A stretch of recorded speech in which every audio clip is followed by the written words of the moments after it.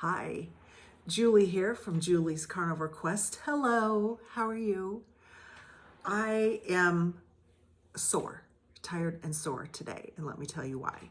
I do have an update on my Carnivore Quest, how things are going, and a little something I want to talk about as it relates to people who say that they are emotional eaters.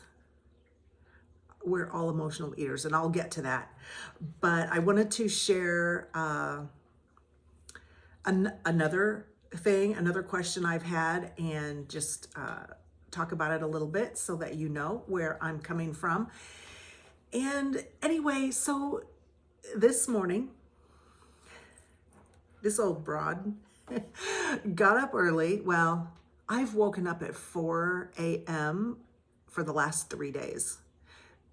And I don't hate that. I mean, I kind of wish that I would sleep a little bit longer, 5:30 maybe. But, I just wake up, and a lot of times it's just like, well, let's just get up.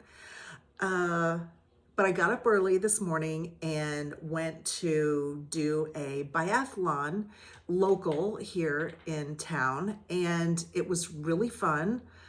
I mean, anytime I sign up for any of these events that I have done, whether it's a 5K or a 10K or a long bike ride, usually some of the long bike rides I've done are not timed, so there's not that level of, you have to, finish at a certain time or whatever, that competition thing. Although I'm not really all that competitive.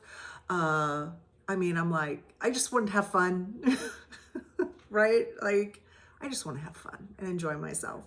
But any of those kind of events, I get a little anxious, and I think that is just my own perfectionist tendencies that come out. And I just try to say, now look, I'm just here to enjoy myself and, whatever, get off the couch and just do some things. And I try to not let that stress me out. Usually the waiting for the event to start is the hardest part, because once you start, then you're just in that moment, right? But it's the waiting, as you get your stuff ready and all that. So today was a biathlon. I did the little mini. They had two versions. They had a biathlon that was not even all that long, but it was like a 5K and then a 15-mile bike ride. But it's pretty early in my season. I don't ride my bike through the winter here. I'm in Illinois.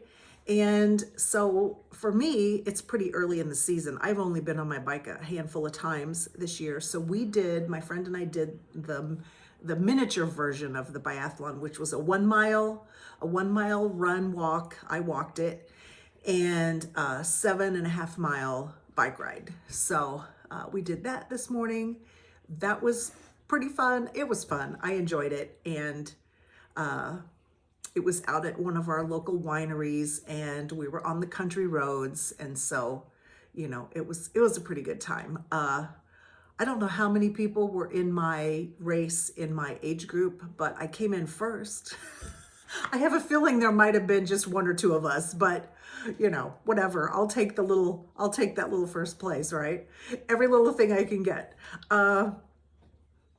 Anyway, but that's one thing I do want to mention about why this is one of my reasons for going carnivore and working on my health. I have tried and done lots of other eating plans, lots. And most women have. Most women can give you a whole list of all the things we've tried. And those of us who have, like I even remember being in like junior high and feeling like I needed to lose weight because I was like 5'10" by then. So, I was always taller. I was always one of the tallest in my class. And so anyway, but one of my reasons is that, and I think I've mentioned this in another video, but is that I am 60 and I want to live to be 100. Like, why not? But I want to live to 100 feeling good and being able to do things, right? Like that's the trick. That is the thing. The goal is to live long, be healthy, and be able to do the things we want to do. So that's another reason I did this biathlon with my friend today, is because she's a couple years older than I am, and we're both just like, we are going to stay active and we're going to do things. We're not going to just quietly fade away. So anyway, that was fun, but my legs, my quads are going to be sore tomorrow. They're not sore right now, but they're kind of like shaky because it was a little breezy. Part of the ride, I was doing really good. My speed was like, I was cruising along at like 13, 14 miles an hour. And then the wind, and then we turned and it was wind. Nah, it's too much. The wind here, this whole last, gosh, probably year, it's just been ridiculous. But that was this morning, so that's why I'm sore, and I'm probably going to crash out pretty early tonight. But that's okay, because it's just me and the dog here right now. Hubs will be home tomorrow from work, so that's that. I did have a question about what I am considering carnivore, so I just wanted to go ahead and mention that, just so you know. I'm considering my version of carnivore right now is animal products, and maybe a little bit of coffee, or, you know, like if I had some grilled onions on a steak or something. Like, I am not about being militant about things. I'm not about being super strict. It's like, that's just not my mentality about life. You know, like that program 75 Hard, it sounds really good. Like, you know, I sort of thought maybe I should do 75 Hard just to see. But then I thought, no, I don't really want to do 75 Hard. I'll do 75 medium. Right? Like, you get to an age where it's like, I'm not going to do that. I'm not interested in doing that. And so I'm not interested in being like super duper strict about my version of carnivore, but I do know, because I was carnivore back in 2022 for a few months. And so I know from that experience what I feel good eating. And I know what trips me up with the food addiction and the carb addiction. So I'm using the information I have learned about myself. And so I'm going to stick to animal products and maybe just a little bit of something extra once in a while. I'm not going to be super, like I said, I'm not going to be super strict about it, because that just sort of gets my head in the place where I want to be a rebel. You know, like, I've always been the rule follower, but I've always had a little bit of rebellion in me that tends to come out if I try to be too strict about something. Do you know what I mean?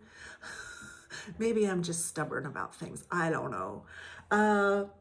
So animal products, some dairy, some, you know, meat, eggs. Like, I generally prefer beef and some pork, mostly in the form of bacon or pork belly. I don't love pork chops. They're too lean, and they are, I don't know, I just don't love them. I do like a pork steak occasionally. I'll have ribs once in a while, but frankly, I think they're a lot more trouble than they're worth, to be honest with you. I think they're overrated as a meal choice. Some pulled pork is fine once in a while, but again, I really feel best when I eat beef. Chicken, again, it's okay once in a while. It doesn't really satisfy me, and so it would be farther down on my list than like just burgers or, burger patties or steak or something. A chuck roast, put in the slow cooker to get nice and tender. I'm not including any fruit, any honey, any sweeteners. I do use a little bit of Elementi, the electrolytes. Sid, come on. Okay, so I do drink some Elementi. I really like the raw and flavored. That's my favorite. Some of the flavors are delicious. They're delicious. They do have some maltodextrin or something like that in them.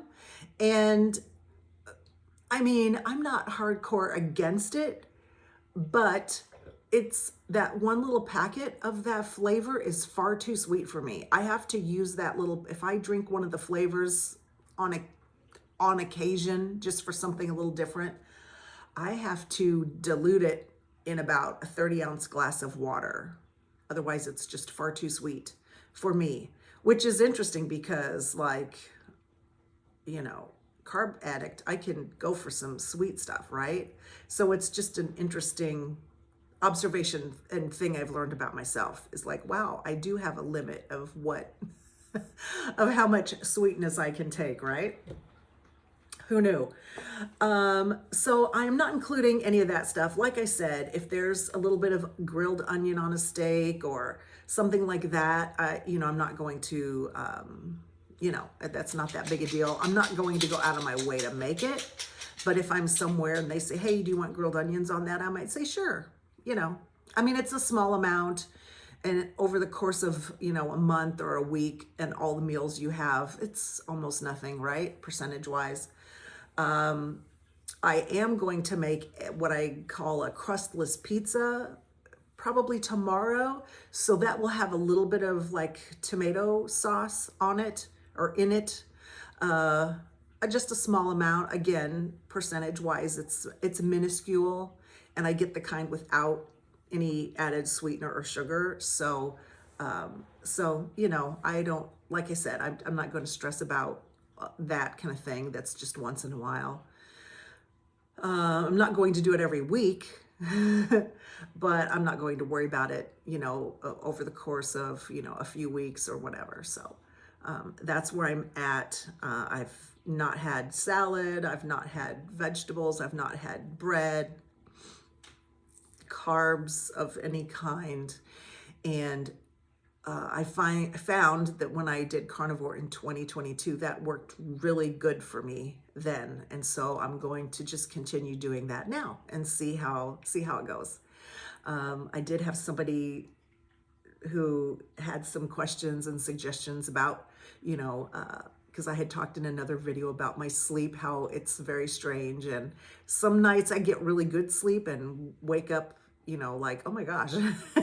And but then like I mentioned, the last 3 days I've woken up at 4 a.m. So I have always been a person who needed more sleep. Like 8.5 hours are great for me, but I very rarely get that. My husband, on the other hand, he's a person who really only needs 5 to 6 hours of sleep. And so, I think part of it's just that, differences in people. My mother, who's 85, she still is one of those people who doesn't need a lot of sleep. But I seem to need more.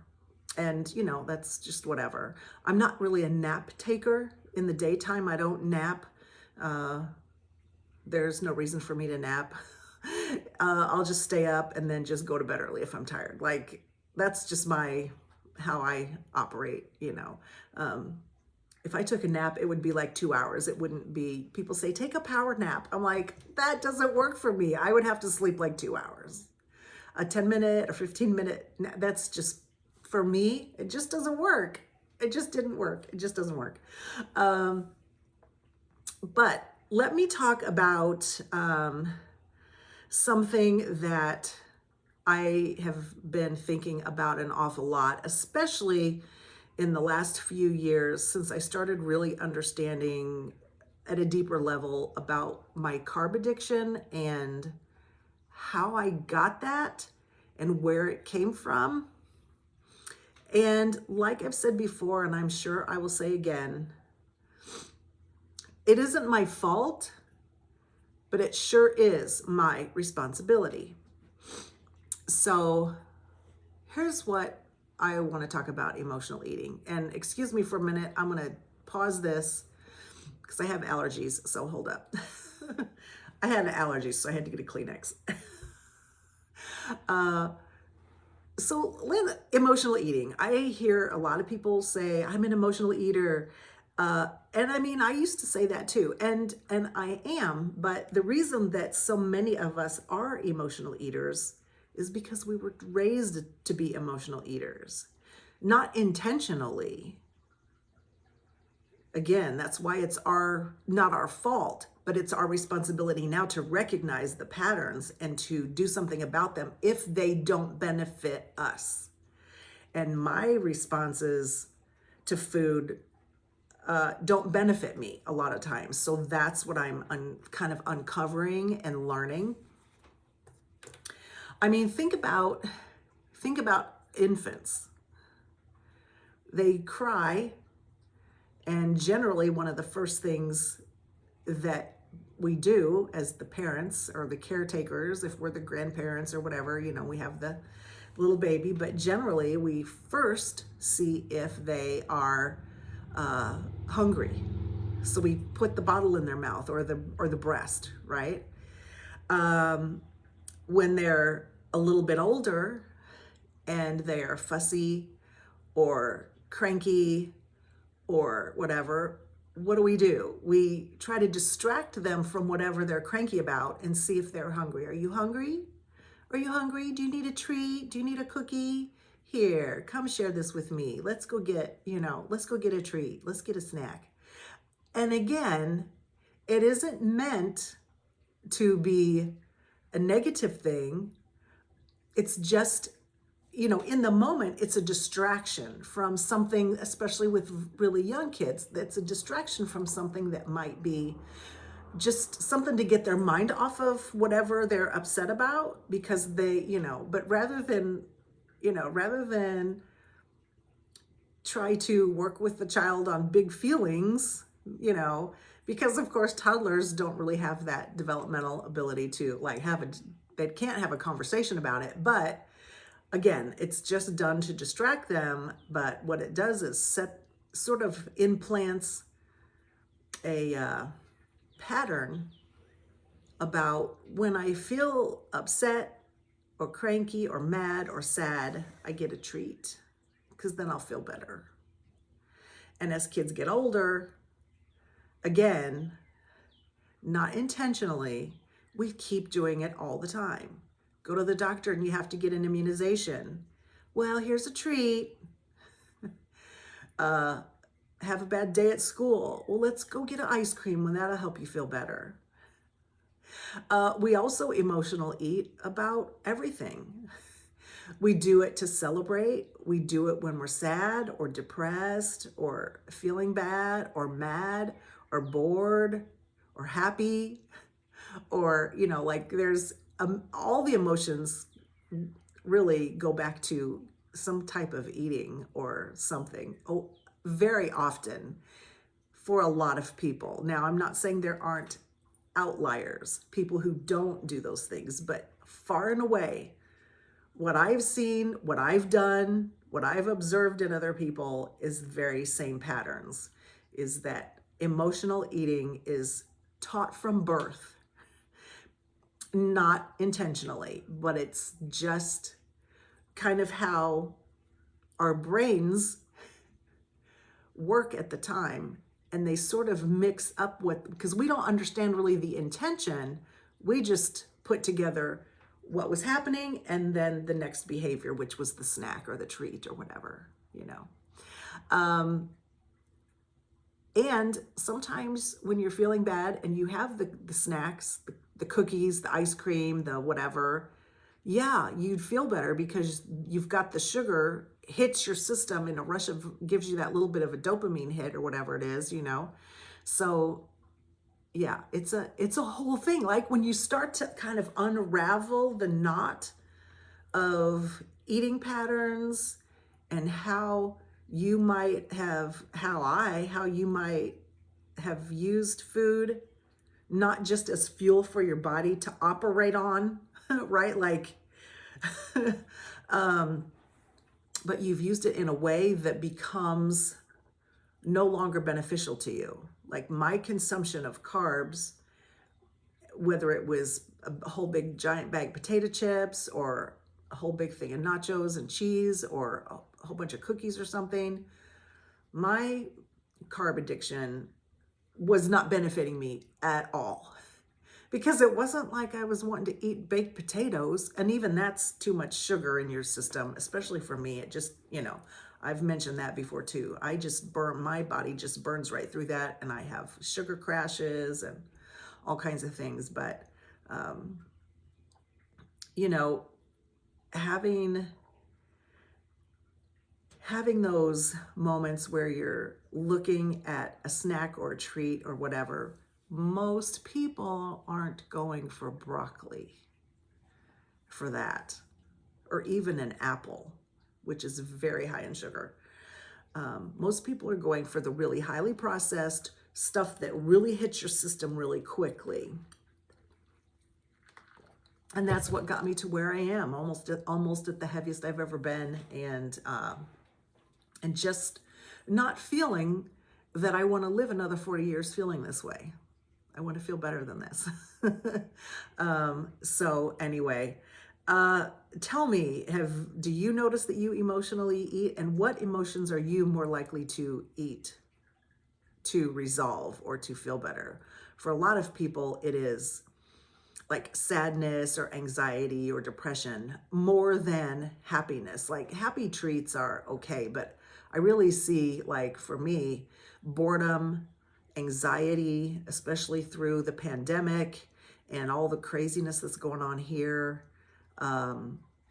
It's just something that, again, it just gives me that little bit of dopamine or something, and it just like the salty, crunchy things or whatever they are, just kind of take my mind off of it for temporarily.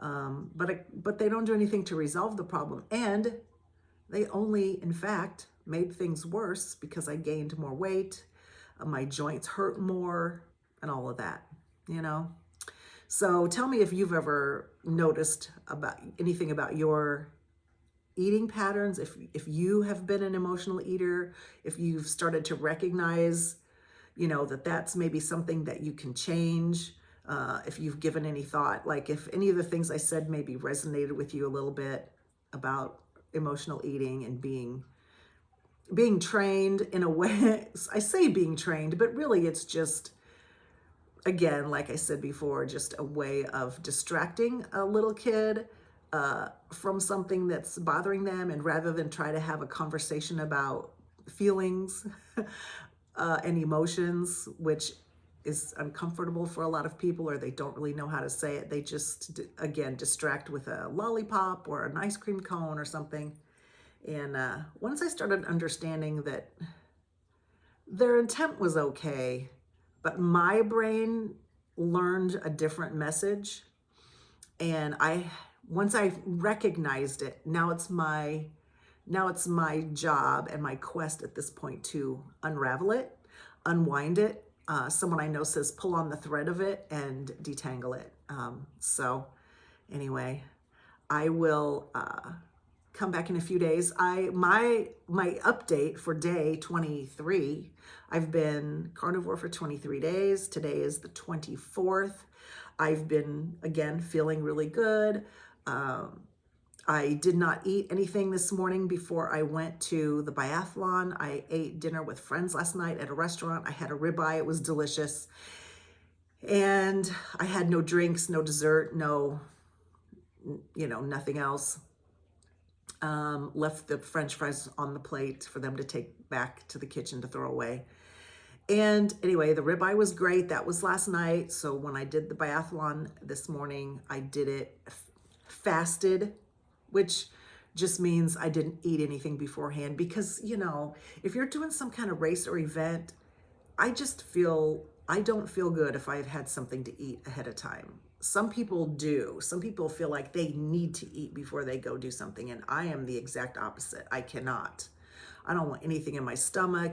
I don't want anything to mess up my digestive system, or make me feel bloated or heavy or anything like that. So I did that this morning, and I came home and probably didn't have my breakfast until it was about noon by the time I made my breakfast, which was 2 hamburger patties and a few slices of bacon. That doesn't sound terrible at all. Now, I do still drink a tiny bit of coffee in the morning, maybe a cup or 2 cups in the morning. I have mentioned that once I finish the coffee that I have here in the cabinet, once I go through that and use it, I'm going to get off of coffee for a period of time and see if I notice any benefits or anything. I drink decaf now, so I don't really drink caffeinated coffee. I just really love that warm comfort. But I've gotten rid of coffee in the past, and it's fine. Again, it's just like a comforting habit in the morning when I'm not really ready to wake up and take on the world, but that kind of thing. And I think that I have some cheese in the refrigerator still, but once we have eaten up what cheese is in there, I'm not going to get any other cheese. So I will get off of all the dairy except butter. Probably in the next couple of weeks, I'll have whatever's in there all finished up. I don't eat a lot of cheese throughout the day, but I definitely notice that cheese is something that I really enjoy, and I could overeat it pretty easily. So anyway, I will give you another update again in a few days. Things are going well. I haven't weighed myself. I know now that since my bike ride this morning and all that I probably have some inflammation in my muscles just from the exertion. And so I won't probably weigh myself for a couple days just to give that time to settle down, because that's, a big, something like that, you just get, when I was trying really hard to finish in an amount of time that I felt like was acceptable for what I was doing. I was like, I want to be done by X time, like whatever. And so anyway, we'll see how that goes. I'll report out in a couple of days and let you know how things are going. I hope that you leave me a question or a comment. I appreciate your support. I've had a few people make comments. I've had some thumbs up, and I appreciate that.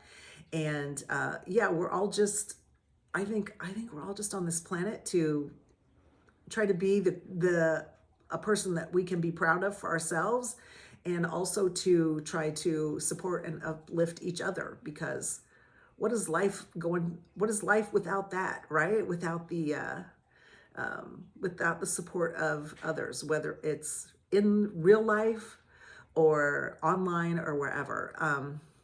So I will talk with you again soon. I hope you have a great Memorial Day weekend and enjoy yourself, and be looking for times when you feel like you want to eat in response to an emotion.